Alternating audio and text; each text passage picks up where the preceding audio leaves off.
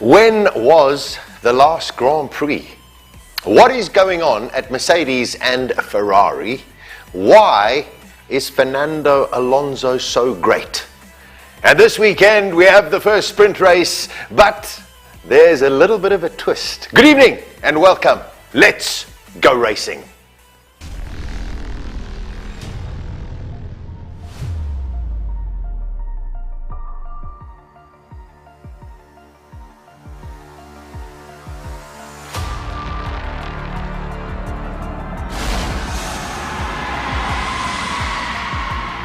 They exist in a world beyond ours.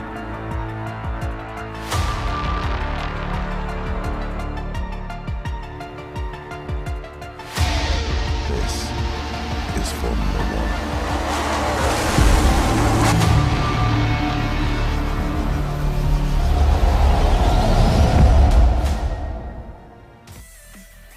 Hello, my great Formula One crazy friends. Coming to you live from our magnificent showroom in the Menlyn shopping center. Of course, our Suzuki pop-up store, who of course our sponsors as well, together with the Penta Motor Group. Thanks for your company this evening. I get a lot of WhatsApps, I get a lot of social media posts, people asking me a whole sort of questions, even people just bumping to me at random and saying, hey Sasha, what's wrong with Ferrari? Who's the greatest ever? Who was better, Villeneuve or Pironi? Who's better, Schumacher or Senna? Hamilton or Verstappen? Loads of things. And then I also do get questions of a technical nature. Now for those of you who know me, I am not really astute when it comes to technical or mechanical things. I've got two left hands. I'm ambidextrous, I'm ADD, I'm all over the place. Anyway, somebody asked me a question the other day, and they said, Sasha, can you please explain to me how the diffuser works on a Formula One car? Well, here is the perfect answer. There we go. Basically, you get air that mixes with the cold air and the hot air inside the bird bath of the side pod. Then it creates a bunch of cleanish high pressure air above the diffuser, therefore increasing suction and allowing the floor to generate more downforce. So, there we go. This is the year. And that of course always comes from a Ferrari fan. But I like it when people put it into plain simple things for me, because otherwise it gets very, very technical. We're going to talk about engines a little bit later. I've just got some breaking news about Kevin Magnussen as well. So I'll be sharing all of that with you in a short while. The last Grand Prix actually was in Australia. Do you remember it? Yeah. It was a little bit chaotic towards the end, as I'm sure you can recall, and rather ironic, don't you think, that this was the first Grand Prix that Michael Massey actually attended after the Abu Dhabi Grand Prix fiasco. Little bit weird. Anyway, here's a quick recap of the Australian Grand Prix.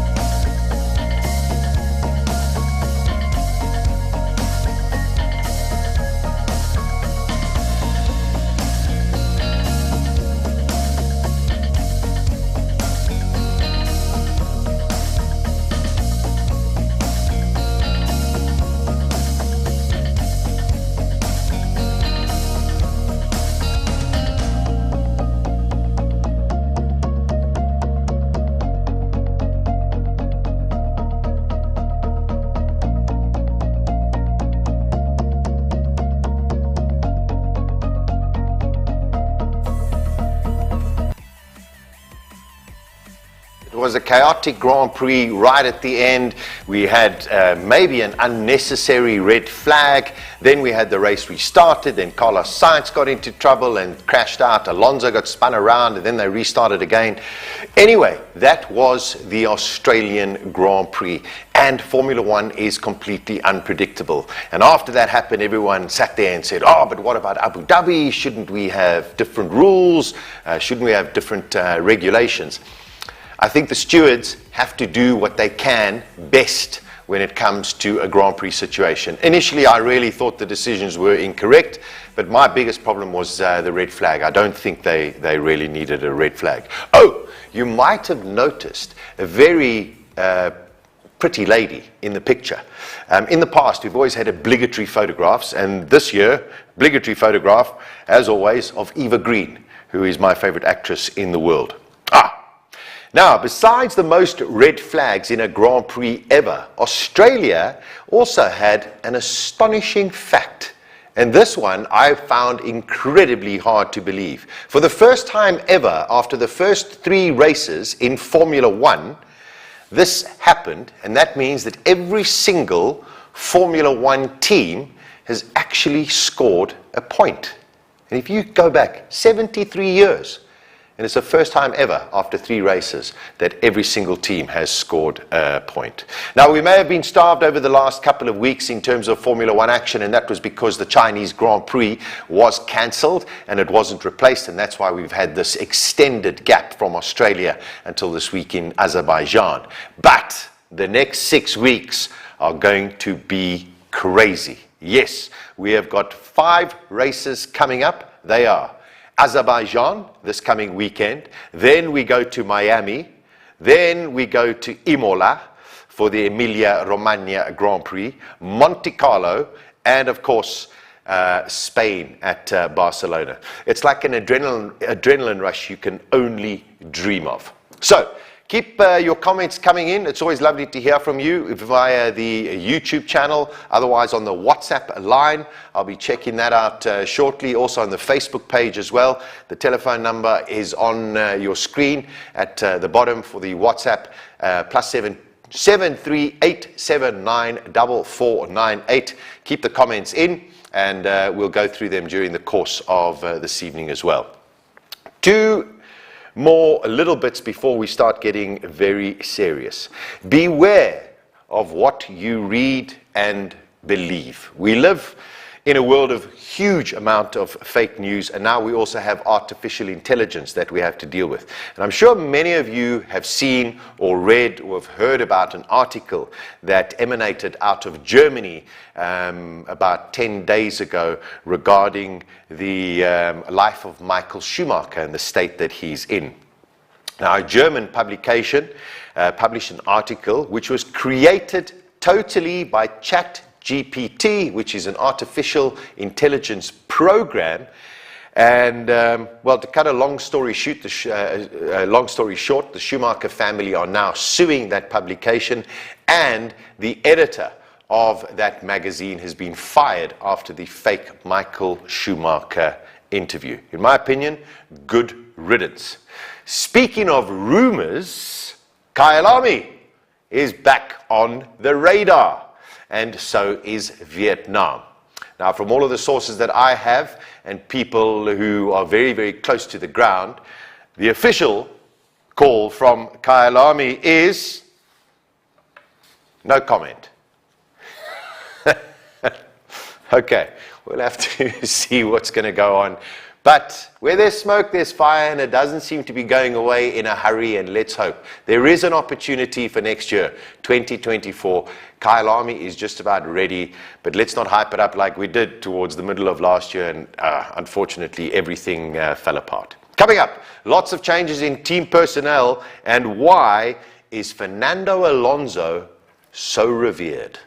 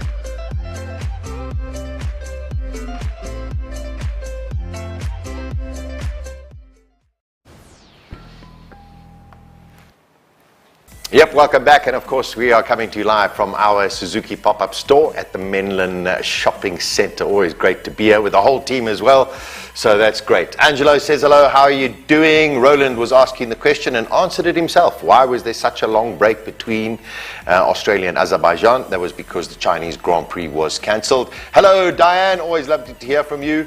Angelo says despicable what the magazine did. Couldn't agree with you more, it's just shocking. Okay. James Allison is back at Mercedes. Not that he went anywhere, just to let you know, he's just changing positions. He's going back to be more hands-on in terms of Mercedes. Of course, he has just been phenomenal in the success of Mercedes over the last 8 or 9 years. And now he's just swapping places.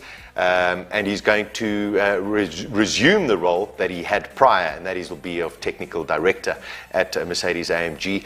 And he says that until Mercedes is as quick or quicker than anybody else, they are weak. I tell you, that is telling it how it is, and we'll see how they go on in the future. Now this one, is it a promotion or is it a demotion? There have been lots of changes that have taken place at Ferrari over the last couple of weeks.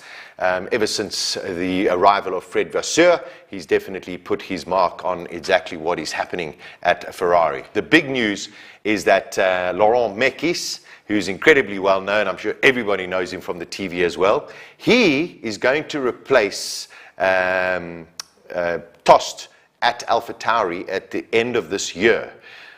The million-dollar question is, will he stay at Ferrari, or will Ferrari ask him to leave and go on gardening leave until the end of next year? But Laurent Mekies is gone, David Sanchez is gone, big reorganization at the Ferrari camp, and they need a shake-up very, very quickly because they've had a dismal start to the 2023 season. Well done to Laurent Mekies. He will go and replace Franz Tost, and that's what I say. Is it a promotion or is it demotion? He'll be team principal. I think good luck and well done to him. Now, Fernando Alonso. What is so intriguing about Fernando Alonso? He can be the most pleasant of people, but also the most vociferous.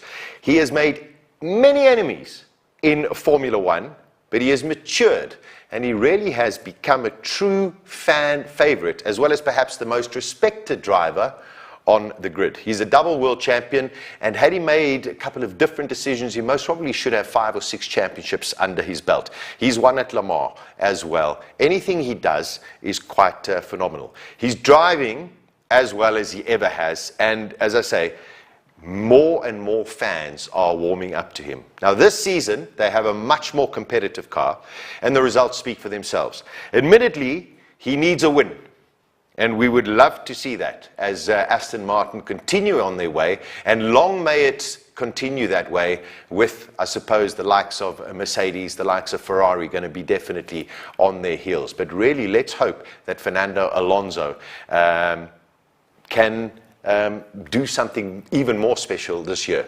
And if you don't believe me how highly rated Fernando Alonso is, let's have a look at what some of his peers actually say about him.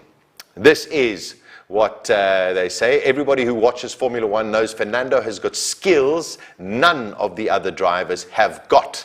That comes from Günther Steiner, and I mean Günther Steiner has been around for a long, long time, and he's seen many, many drivers come and go. Then you've got Carlos Sainz, who basically has come out with a little bit of a story saying Fernando is closer to his 33rd win than I am to my 2nd. Aston Martin is a bit better than us, especially in races. If I was at home, I would be supporting him too.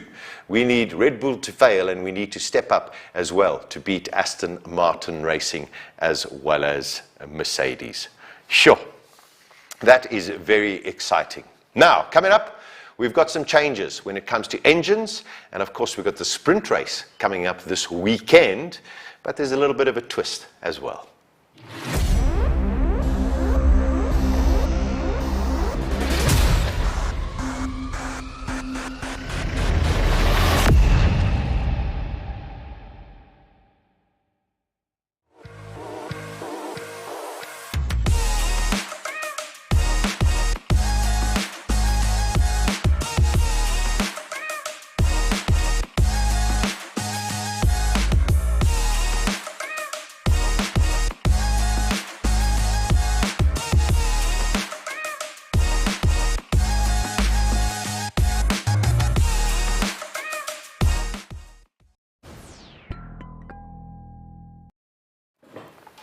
All right, welcome back, and thanks for all of the comments. Ola from Tyron, thank you very much. I'm actually not sure of what the greeting is in Azerbaijan. I should know that. Greetings from Port Elizabeth. Daryl, great to have you along. Rika, I see what you did there. We are in for a sprint of GP races. Very nice. Krista, you come right with watching the Bernie Eccleston series. Krista, I have. Thank you very, very much. Fascinating series called Lucky about Bernie Eccleston. Try and get it. It really is worth it. Just brilliant. Daryl says Fernando is a class star and a brilliant driver. And don't forget, he was so charming. I'm assuming Fernando. Fernando, best looking driver ever. That's why he can do what he wants. And Christo says, can you confirm or deny about Fernando Alonso and Taylor Swift? There's been a lot going around that the two of them might be together. As far as I know, Fernando is actually married. I think so. I'm not sure. Everyone becoming Fernando fans and just, yeah, brilliant. Tulo says, happy birthday, Sash. Thank you. It was my birthday last week, so thank you very much for the kind wishes as well.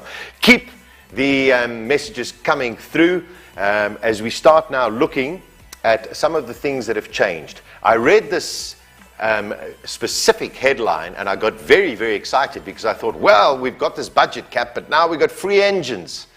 No, we haven't got free engines. However, F1 and the FIA have now allocated one extra ICE unit to all of the teams for the season, and hopefully we won't be seeing too many penalties in terms of what the teams have to take. So there we go. The FIA agreed to allow extra power unit elements without penalty in 2023. Now that includes all of the components, the ICE, the MGUK, the turbo, and various other elements. I'm not entirely sure about the gearbox, but maybe it just gives a little bit of reprieve to all of the teams as they suffer with this reliability because, of course, they want a lot more performance. It is a sprint race weekend. Yes, it is the first sprint race of the year and a new format, which I think is pretty exciting. So let's go through how the weekend will work. Now, there is a little bit of repetition, but I think it's important that we all sort of understand what is actually going to be happening during the course of this weekend. First of all, let's look at what the schedule looks like. On Friday, which is tomorrow, we are going to have practice 1-hour session, that's all, and then later in the afternoon, we are going to have Grand Prix qualifying. That qualifying is for Sunday's race. Okay, so on Friday we have practice, then we have qualifying for Sunday. On Saturday, we have a sprint shootout. No practice session. Sprint shootout, then we have the sprint race in the afternoon, and of course on Sunday, then we have the Grand Prix. Now this is where it gets even more exciting, and that of course is how these are actually going to work. So Friday afternoon qualifying session now sets the grid for the Sunday Grand Prix. The Saturday shootout and sprint do not affect the starting order of Sunday's Grand Prix. Whereas in the past, however you finished in the sprint, then that's how you would go and start the race. So that is the one big change. But now we get different options. And of course, there we go. There's a little refresher guide on your screen, and we can just, read through it together. The sprint is a different weekend format used at selected Formula One events, features an extra shorter race on Saturday in addition to the main race on Sunday. The F1 sprint races that will appear this year are Azerbaijan, Austria, Belgium, Qatar, USA, and Brazil. 30 minutes, 100 kilometers is how long the sprint race is. Drivers can make a pit stop during the sprint, but it's not compulsory. And top 8 score points in the Formula One sprint, P1 getting 8 points, P8 getting 1 point. Now, this is the intriguing part. So on Friday, we have qualifying for the main race. And then on Saturday, we have the sprint shootout. And this is where it gets quite fun. It's like a normal qualifying session split into 3 different segments. However, it is now mandatory for the teams to use a specific tire. So the first session, 12 minutes, medium tire. Slowest 5 cars are limited. Second session, medium tire for everybody again. We lose the bottom 5 again, and then of course it is a shootout, and everybody has to go on to the soft tire as well. It's not overly complicated, but I think it is a little bit more spicy. And I think most of the people are excited about this new sort of innovation in Formula One. Nico Hülkenberg thinks it's going to be pretty great. It reminds him of his very early days in motor racing, when of course they only had 30-minute practice, and then of course from there they went straight into a race format. So you have to be on it from the beginning. Tomorrow, free practice 1. If you've got any kinds of issues, it's going to definitely affect you for main qualifying, and that is going to be fundamental when it comes to Sunday as well. Gunther Steiner, again, I mean, he is just like Mr. Drive to Survive and Mr. Celebrity in Formula One as well. He says the second qualifying is better for the fans, and also for us it gives more excitement, of course, going to the fans. And you've got a lot of things that are going on at the weekend. 2 qualifying sessions, 2 races, and I think it's great for the sport as well. Also, the result in the sprint race does not affect anything for Sunday's Grand Prix. However, there are some that are a little bit concerned as to how this is going to work, especially if it comes to damage to the car, crashes. One of them, of course, is Aston Martin boss, and that is Mike Crack. And this is what he has to say when it comes to the sprint race. He's concerned that as soon as the sprint race is finished, you've got to understand the cars go into parc fermé conditions, and means the cars are covered, they are locked away, and if that car has sustained any kind of substantial damage, they only have 3 to 4 hours on Sunday morning, unless they get some dispensation from the FIA to work on their cars overnight. But that's not very likely. And then, of course, the unfortunate thing for them is they've got to try and prepare their car for Sunday's race. Personally, I can't wait. So, besides the sprint race, this weekend, the streets of Baku will again experience the magnificence of Formula One. We've had some amazing races in the past. You remember when Vettel and Hamilton behind the safety car were bashing tires together. We've had tire blowouts on that magnificently high-speed long straight. One can remember Max Verstappen, last year Charles Leclerc, in a very good position with one pit stop to make. Unfortunately, his engine expired. So what can we expect this weekend? Now, as much as we've had the unprecedented break because of the cancellation of the Chinese Grand Prix, the budget cap is something that one has to be very careful of, as we have found out Red Bull were fined last year for overstepping the budget cap.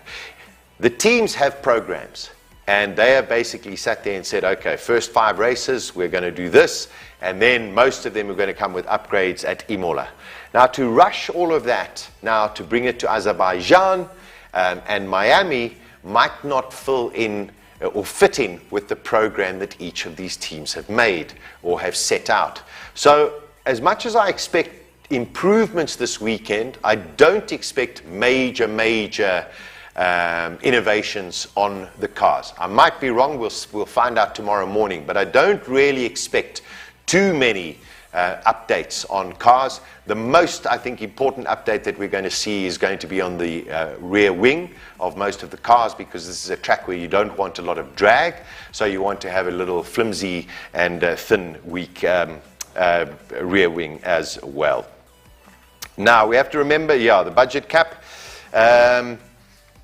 I think the first major upgrades are only going to occur at Imola at the Emiliano Romagna Grand Prix. But this weekend, it is Baku. Oh, it looks magnificent.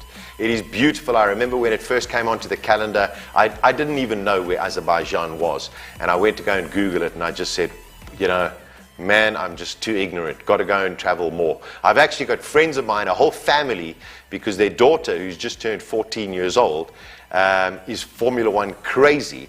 And for her 14th birthday, the whole family have gone off and they're going to go and watch Azerbaijan. The street circuit is super fast. It's super tricky. And they also have their own wall of champions. Let's have a look at what the circuit looks like. There we go. Most of us will remember, I mean, you're going to turn one, you've got that very heavy left-hander into turn one. Remember, Lewis Hamilton overshot it. You go through sort of like a rectangle, and then, of course, you've got turns 5 and 6. That's where the Wall of Champions are. That's where you go in between that castle. It really is a spectacular circuit along the streets of Baku. So I think it's going to be very, very special. I mean, I just love it. Pirelli, this weekend, who are our tyre suppliers, are going to be coming with the softest compound of all of their tyres. We're going to have the C3, the C4, and the C5. Whether or not the hard compound comes into play is going to be very tricky, because they only have 1 hour session tomorrow morning to go and try and work out, number one, where they're going to find the speed, number two, where they're going to find the grip, with what kind of fuel loads, and also how these tyres are actually going to wear. It's a much more intriguing weekend, taking away free practice 2 and free practice 3. All right, before we go on to the weather, let's just go through a couple of things. My crack is full of... I see what you did there, Colin. Daniel says, I think it's going to be interesting. Lots of mistakes and fun this weekend. I think you're quite right, Rika. I think we're in for a very intriguing weekend with a lot of different strategies that are going to come out as well. Now, there was just some very interesting news that came out about Kevin Magnussen. Kevin Magnussen, of course, as we know, was brought in to Haas, of course, to replace Nikita Mazepin when he got dropped, and did a fantastic job last year. Hülkenberg replaced Mick Schumacher, but Hülkenberg has definitely had the edge on Kevin, even though we've only had 3 races. Amazingly, Haas have already said to Kevin Magnussen, you have got 5 races to prove yourself as to whether or not we keep you for 2024. Wow. Okay, so a little bit of pressure on K-Mag as well.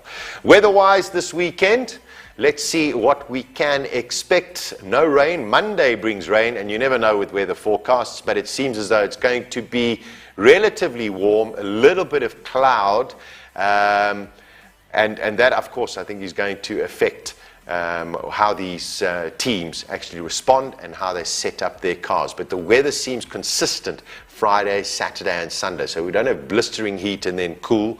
It seems as though it's relatively consistent. So I think that could help out the teams quite a bit. A couple of other things that have come through. Believe everyone in the same tyre will definitely show who is the best driver, bringing them closer together. It could well happen, Wenzel. I think I really am hoping that we're going to see something quite spicy during the course of weekend as well. All right, the WhatsApp conversation continues. Keep all of your comments coming through. Lots of things coming through. I will reply to everybody. Some private messages coming as well. And on our FaceTube,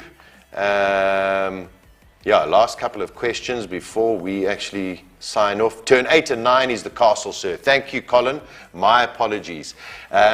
Is this tyres for the race and the sprint? The qualifying for the sprint is those specific tyres.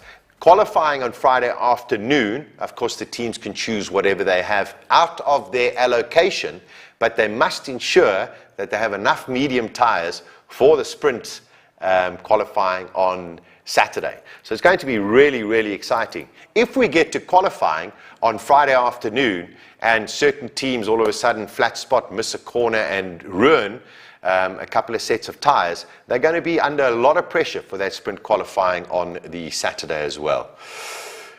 Yeah, okay, Roland says, Gunter is a tough cookie. He really is. So, when can we watch the Azerbaijan Baku Grand Prix?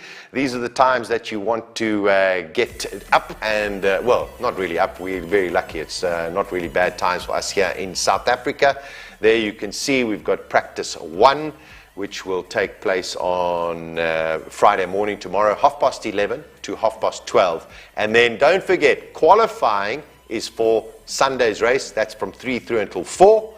Then, on Saturday we do have one practice session, 12:30. The sprint qualifying at 3:30. And then, of course, on Sunday we have the race coming to us at 1 o'clock. I really believe that we are going to have some fun. Tyrone says, any chance that Ferrari can make some progress?